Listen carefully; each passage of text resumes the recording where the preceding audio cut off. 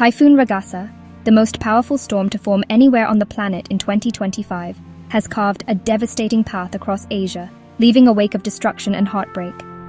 Originating as a super typhoon, its peak winds reached a terrifying 265 kilometers per hour, placing it among the most intense cyclones in recent memory. Honestly, the storm's sheer scale and force were just staggering. It tested the resilience of nations from the Philippines to China, unleashing torrential rains and catastrophic winds that shattered lives and landscapes alike. As of today, September 25, 2025, the storm has weakened to a tropical depression over Vietnam, but its legacy of ruin is only beginning to be fully understood by the millions it impacted. The typhoon's journey was a multi-day assault on some of the region's most populous areas. It first grazed the northern Philippines, gathering strength over the warm waters of the South China Sea before slamming into Taiwan with vengeful force. Its next target was the southern coast of China, where it made a direct and destructive landfall in Guangdong province. The storm's immense size meant that even regions not in its direct path, like Hong Kong and Macau, were subjected to its punishing outer bounds. Weather stations recorded unprecedented wind gusts, and rainfall totals overwhelmed rivers and flood defenses that had stood for decades, turning bustling urban centers into disaster zones. The meteorological statistics of Ragasa paint a grim picture of its ferocity. It maintained its super typhoon status for an extended period, allowing it to draw in massive amounts of moisture and energy from the ocean. This resulted in extreme rainfall, which became the primary cause of some of the worst devastation. In Taiwan, the deluge caused a barrier lake to collapse, releasing an unimaginable volume of water with the force of a tsunami. In southern China, a weather station in Chuandao town registered a record-breaking wind gust of 241 kilometers per hour, a testament to the raw power that tore through the region, snapping trees and power lines with ease. As the storm system now moves westward, its immediate threat has diminished, but the danger is far from over. The saturated ground across Vietnam and neighboring countries remains highly susceptible to landslides and flash floods, even from the weaker rains of the now tropical depression. Meanwhile, authorities are anxiously tracking another approaching storm, Tropical Storm Opong, which is gathering strength in the Pacific.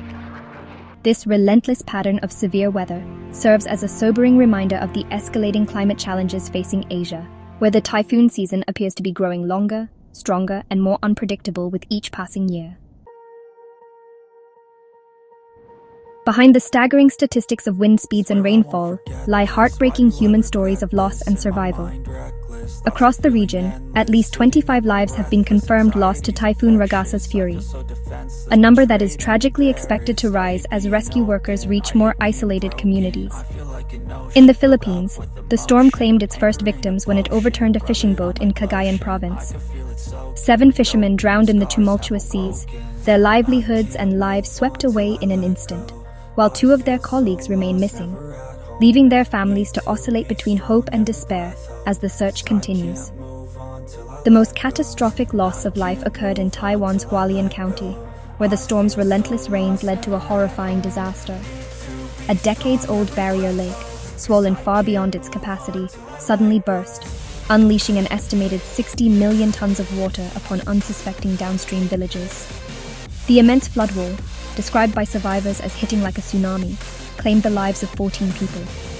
Most of the victims were elderly residents living on the lower floors of their homes, tragically unable to heed vertical evacuation advice and escape to higher ground in time. Their deaths have sparked an urgent investigation into the nation's emergency protocols. In Hong Kong, the storm's periphery brought chaos and injury. Over 100 people were treated for various injuries, many caused by flying debris or falls amidst the powerful winds. In a particularly harrowing incident, a mother and her young 5-year-old son were swept into the churning sea while watching the massive waves crash against the shore. Both were rescued but remain in critical condition, a stark reminder of the deceptive and deadly power of a storm surge. Such personal tragedies underscore the indiscriminate nature of the typhoon, which turned a moment of awe into one of near-fatal consequence for an unsuspecting family. As rescue teams continue their grim work, the full extent of the human toll is slowly coming to light. In Taiwan, 33 people are still unaccounted for following the barrier lake collapse, their fates unknown. In China, while mass evacuations saved countless lives, reports are emerging of families whose homes were completely destroyed, leaving them with nothing but the clothes on their backs. These individual stories of grief, loss, and narrow escape transform the abstract concept of a natural disaster into a deeply personal and painful reality for communities across Asia, who now face the daunting task of mourning and rebuilding. The impact of Typhoon Ragasa extended far beyond personal tragedy, bringing some of Asia's most dynamic economic hubs to a complete standstill. In Hong Kong, the city's world-renowned international airport was forced to cease operations for 36 hours. Over 1,000 flights were cancelled, disrupting the travel plans of approximately 140,000 passengers and severing a critical artery of global transport. The city itself became a ghost town. Streets normally teeming with activity were deserted, public transport was suspended, and the stock market was closed. The storm's winds were strong enough to rip the roof off a pedestrian bridge and down hundreds of trees, blocking roads and adding to the sense of paralysis. Across the Pearl River Delta, neighboring Macau faced a similar ordeal. The city's famous casino district was submerged as streets turned into fast-flowing streams. Rescue teams in inflatable boats became a common sight, navigating the flooded avenues to reach stranded residents and tourists. To prevent electrocutions and further damage, the local electricity provider made the difficult decision to suspend power in low-lying areas, plunging parts of the city into darkness. The storm surge also inundated a hotel at the Ocean Park Resort in Hong Kong, highlighting the vulnerability of even modern, well-built coastal infrastructure to the sheer force of nature. Mainland China bore the brunt of the storm's landfall, with Guangdong province suffering immense infrastructural damage. Nearly 2 million people were evacuated in a massive preemptive operation that undoubtedly saved many lives. However, the destruction was still widespread. Almost 500,000 homes in southern China lost power, and in the city of Yangjiang, over 10,000 trees were uprooted, transforming green boulevards into impassable jungles of debris. In Zhuhai, streets became rivers, while communication lines to island communities in Jiangmen were severed, leaving them isolated and cut off from immediate assistance and information. In response to the widespread damage, Chinese authorities have already earmarked 150 million yuan for disaster relief in Guangdong, Hainan, and Fujian provinces. These funds are designated for rescue operations, temporary shelters, and the initial stages of recovery. As the storm moves into Vietnam, Prime Minister Pham Minh Chinh has issued urgent orders to protect critical infrastructure, including dams and hospitals, and to prepare coastal communities for potential evacuations. The concerted efforts of governments across the region reflect the immense challenge of safeguarding both lives and the essential infrastructure that underpins modern society when faced with a storm of Ragasa's magnitude. The aftermath of Typhoon Ragasa offers a critical moment for reflection and a stark warning about the future of disaster preparedness in an era of climate change. The tragic deaths of elderly residents in Taiwan have exposed a potential flaw in evacuation strategies. The vertical evacuation model, which advises people to move to higher floors within their buildings, proved inadequate for those with mobility issues living in single-story homes or on ground floors. This has prompted Taiwan's government to launch an immediate investigation into its protocols, signaling a necessary shift towards more nuanced, community-specific plans that account for the diverse needs of vulnerable populations.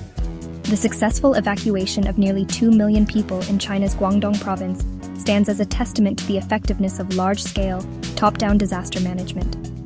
This proactive measure undoubtedly prevented a much higher death toll and showcases the power of a well-organized, decisive response. However, the extensive damage to power grids, communication networks, and transportation links also highlights the ongoing need to invest in more resilient infrastructure. Burying power lines, reinforcing bridges, and building higher seawalls are no longer precautionary upgrades, but essential adaptations for coastal regions that are increasingly in the crosshairs of powerful storms.